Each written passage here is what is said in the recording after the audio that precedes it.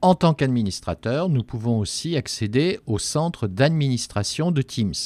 Donc attention, cette possibilité est réservée aux administrateurs. Les utilisateurs de base ne peuvent pas y avoir accès. Je me suis donc connecté à mon portail d'administration d'Office 365 et tout en bas de la liste des différentes options, je trouve l'accès au centre d'administration. Je développe cette liste et là, je peux accéder à l'administration des différents produits auxquels j'ai souscrit. Exchange, SharePoint, OneDrive, etc. et évidemment Teams. Donc, je vais sélectionner l'option Teams. Un nouvel onglet va s'ouvrir dans mon navigateur. Il va mettre un certain temps à se charger.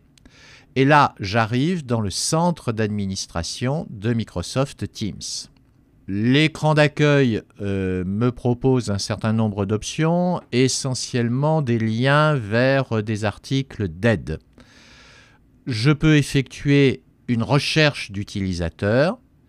Donc ici, dans la zone recherche utilisateur, je vais saisir F, L, voilà. Et on me propose l'utilisateur Fleur.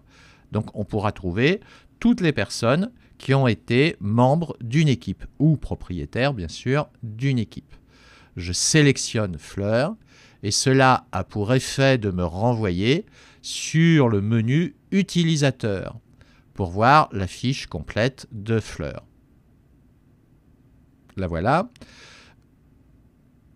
Le point important, au-delà des quelques éléments statistiques comme l'activité des 7 derniers jours, c'est la question des stratégies affectées. Dans stratégies affectées, je vais pouvoir définir des stratégies de réunion, de messagerie, etc. Par défaut, c'est les stratégies globales qui sont utilisées. Stratégies globales, nous les retrouverons plus tard dans le menu stratégie de messagerie.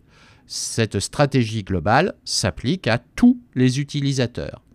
Je peux éventuellement la développer, mais attention, si c'est le cas, si je développe stratégie globale de réunion, par exemple, ça me renvoie vers le menu réunion. Et là, je modifierai la stratégie globale, c'est-à-dire pour tous les utilisateurs. Je vais donc revenir en arrière à la page précédente. Et si je veux modifier les stratégies de réunion ou de messagerie pour Fleur, je dois cliquer le lien Modifier. Et là, un volet va s'ouvrir sur la droite, me proposant des stratégies de réunion, de messagerie, etc. Si je développe messagerie, je peux le choisir un autre type. Je vais plutôt développer stratégie de réunion. Voilà. Stratégie de réunion, au lieu de global, je peux prendre all on, tout sera autorisé, ou au contraire, all off, tout lui sera interdit. Si je choisissais all off, elle ne pourrait plus tenir de réunion, ni participer, ni générer une nouvelle réunion. Donc bien sûr, ici, je vais lui laisser l'option globale. Je vais fermer cette fenêtre, ce volet, par le bouton Annuler. Si je sélectionne le menu Stratégie de messagerie, je peux venir dans la stratégie globale, donc ça s'appliquera à tous les utilisateurs, et là, vous pourrez constater que par défaut, normalement, la première option, les propriétaires peuvent supprimer les messages et désactiver, et moi j'ai choisi de l'activer. Bien sûr, si vous modifiez un élément, n'oubliez pas tout en bas de valider votre modification par enregistrer.